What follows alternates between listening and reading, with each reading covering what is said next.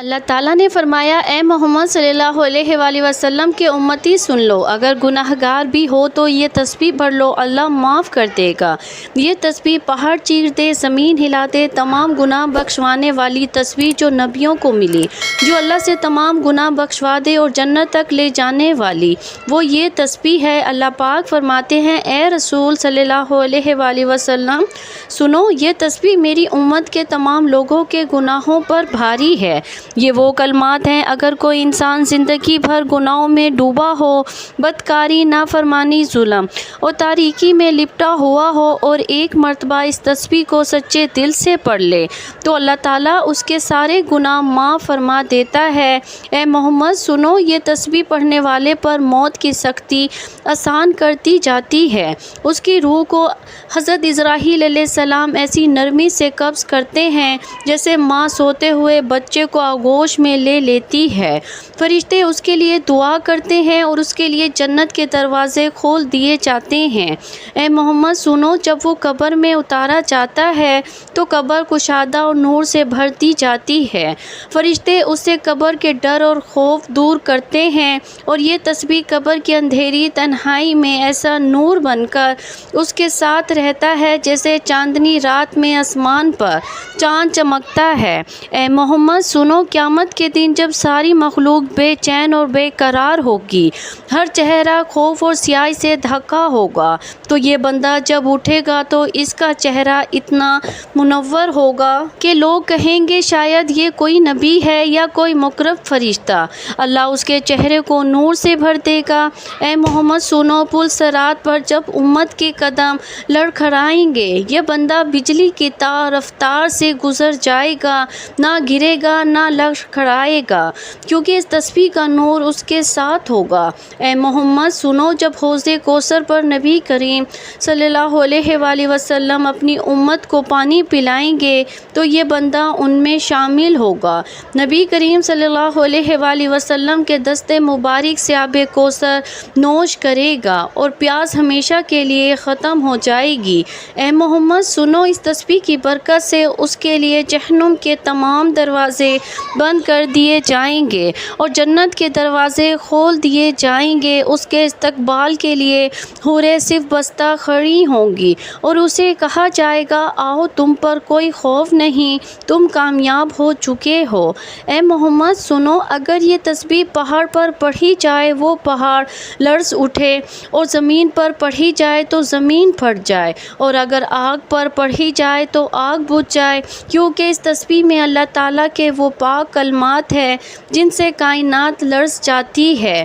اے محمد سنو، اگر کسی کے دل میں قرآن حفظ کرنے کی تمنا ہو مگر یاد نہ ہو رہا ہو تو اس کے ماں باپ یہ تسبیح کر اللہ سے دعا کریں تو اللہ تعالیٰ اس کے لیے قرآن آسان کر دیتا ہے۔ اے محمد سنو، اگر کوئی اولاد کی نعمت سے محروم ہو تو وہ یہ تسبیح پڑھ کر اللہ کے حضور رو کر دعا کرے تو اللہ بانجھ کو بھی اولاد عطا کر دیتا ہے۔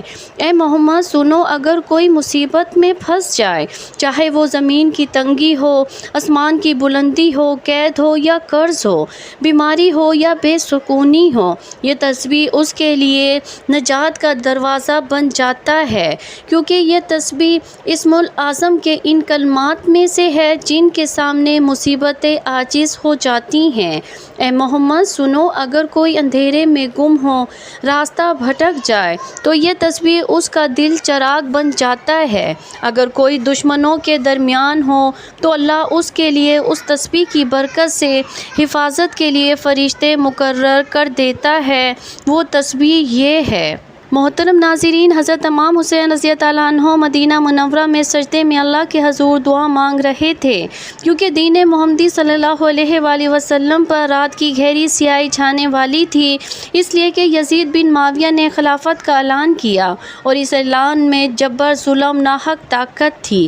یزید کا کردار شراب، گانے، ناچ، ظلم اور فاسق و فجور سے بھرا ہوا تھا، اور حضرت امام حسین رضی اللہ عنہ نے بیعت سے انکار کر دیا، کیونکہ ان کے نانا حضور اقدس صلی اللہ علیہ وآلہ وسلم کا دین اسی فاسق و فجور شخص کے سپرد نہیں کیا جا سکتا۔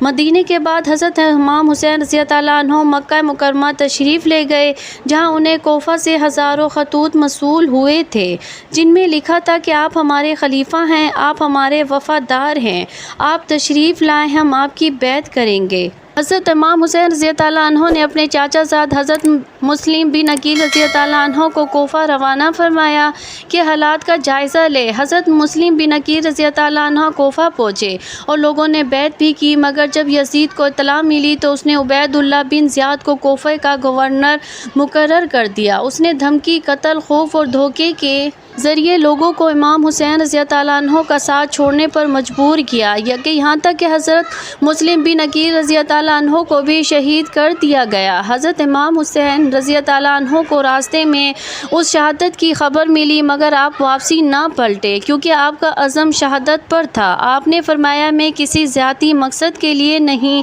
بلکہ امت کی اصلاح، حق کے قیام اور ظلم کے خاتمے کے لیے جا رہا ہوں۔ حضرت امام حسین رضی اللہ عنہ کے ہمراہ ان کے اہل بیت، بیٹے، بیٹیاں، بہن حضرت زینب رضی اللہ عنہ، بھتیجے، بھائی حضرت عباس رضی اللہ عنہ اور دیگر وفادار صحابہ کرام رضی اللہ عنہ شامل تھے۔ حضرت امام حسین رضی اللہ عنہ کا قافلہ تو 10 محرم کا دن قریب تھا۔ فضا میں ایک عجیب خاموشی تھی، آسمان جیسے جھکا ہو، زمین جیسے تھم گئی ہو۔ خیموں میں چھوٹے بچے پیاس سے تڑپ رہے تھے، عورتیں بھی، اور بی بی زینب رضی اللہ عنہ سمیت سب کی آنکھوں میں امید، صبر اور یقین کا نور تھا، مگر آنکھوں کے سامنے ظلم کے سائے گہرے ہو رہے تھے۔ حضرت امام حسین رضی اللہ عنہ نے خیموں کے گرد خندق کھدوائی تاکہ دشمن کا حملہ روکا جا سکے۔ اس دوران یزید کی طرف سے بار بار پیغام آتا رہا کہ یزید کی بیعت کرو، جان بخشی ہو جائے گی، مگر حضرت امام حسین رضی اللہ عنہ فرماتے رہے کہ میرا جیسا یزید جیسے کی بیعت نہیں کر سکتا، کیونکہ باطل کے آگے جھکنا میرے نانا حضور صلی اللہ علیہ وآلہ وسلم کی سنت نہیں۔ دشمن نے پانی بند کر رکھا تھا، حضرت علی اصغر رضی اللہ عنہ بار بار پیاس سے بلک رہے تھے، ماں کے سینے سے لگتے مگر دودھ بھی سوکھ چکا تھا۔ حضرت امام حسین رضی اللہ عنہ نے ہاتھوں پر اٹھا کر فرمایا، اے لوگو، اگر مجھ پر رحم نہیں آتا تو اس معصوم بچے پر رحم کرو، مگر جواب میں ہرملہ جیسے بے رحم نے ایسا تیر مارا جو حضرت علی اصغر رضی اللہ عنہ کے گلے کو چیر گیا اور وہ گود میں ہی دم توڑ گئے۔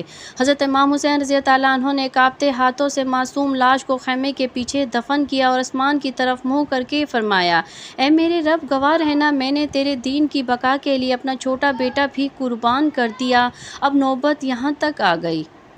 محترم ناظرین، ہمارا آج کا وظیفہ ایک ایسی تسبیح کا وظیفہ ہے جو کہ بہت ہی بابرکت اور طاقتور تسبیح ہے۔ اللہ پاک فرماتے ہیں، محمد سنو، اگر گناہ گار بھی یہ تسبیح پڑھ لے اللہ معاف کر دیتا ہے۔ یہ تسبیح پہاڑ چیر دے، زمین ہلا دے، تمام گناہ بخشوانے والا یہ وہی تسبیح جو نبیوں کو ملی، جو اللہ سے تمام گناہ بخشوا دے۔ جنت تک لے جانے والی وہ تسبیح یہ ہے، لا الہ الا اللہ الحی القیوم، بحوالہ حدیث جامع الترمذی حدیث نمبر 3477۔ محترم ناظرین، آپ نے سب سے پہلے حضور پاک صلی اللہ علیہ وآلہ وسلم کی ذات اقدس پر درود پاک کا نذرانہ پیش کرنا ہے۔ کوئی سا بھی درود پاک آپ پڑھ سکتے ہیں جو آپ کو درود پاک آتا ہو، یا صلی اللہ علیہ وآلہ وسلم بھی پڑھ سکتے ہیں۔ ایک بار ثواب کی نیت سے میرے ساتھ بھی پڑھ لیں۔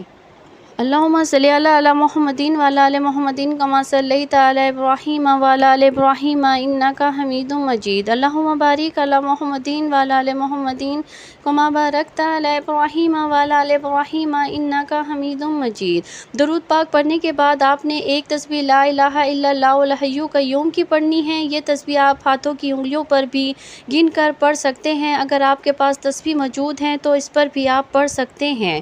یہ تسبیح آپ دن میں کسی بھی وقت پڑھ سکتے ہیں، جب آپ کو جہاں جیسے وقت ملے آپ پڑھ لینا۔ وقت کی کوئی قید نہیں ہے اور نہ ہی دن کی اور نہ ہی جگہ کی کوئی پابندی ہے۔ یہ وہ تسبیح ہے جس کے بارے میں حضور پاک صلی اللہ علیہ وآلہ وسلم کا فرمان ہے کہ اگر کوئی گناہ گار بھی یہ تسبیح پڑھ لے تو اللہ تعالیٰ اس کے گناہ معاف فرما دیتے ہیں۔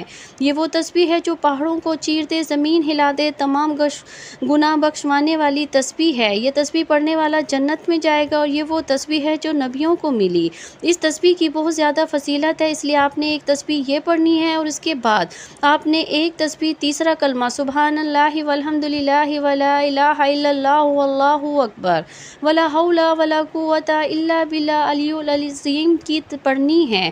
آخر میں پھر آپ نے درود پاک پڑھنا ہے۔ درود پاک پڑھنے کے بعد آپ نے ہاتھ اٹھا کر اللہ تعالیٰ کی بارگاہ سے اپنے گناہوں کے لیے بخشش مانگنی ہے۔ اس تسبیح کی برکت سے آپ کے گناہ معاف ہو جائیں گے انشاءاللہ۔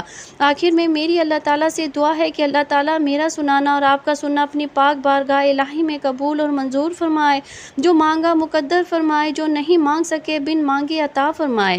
اللہ تعالیٰ نیکی کی بات کو سننے سمجھنے اور اس پر عمل کرنے کی طاقت اور توفیق مرحمت فرمائے۔ یا اللہ ہمیں صبر اور حسین عطا فرمائے، ہمیں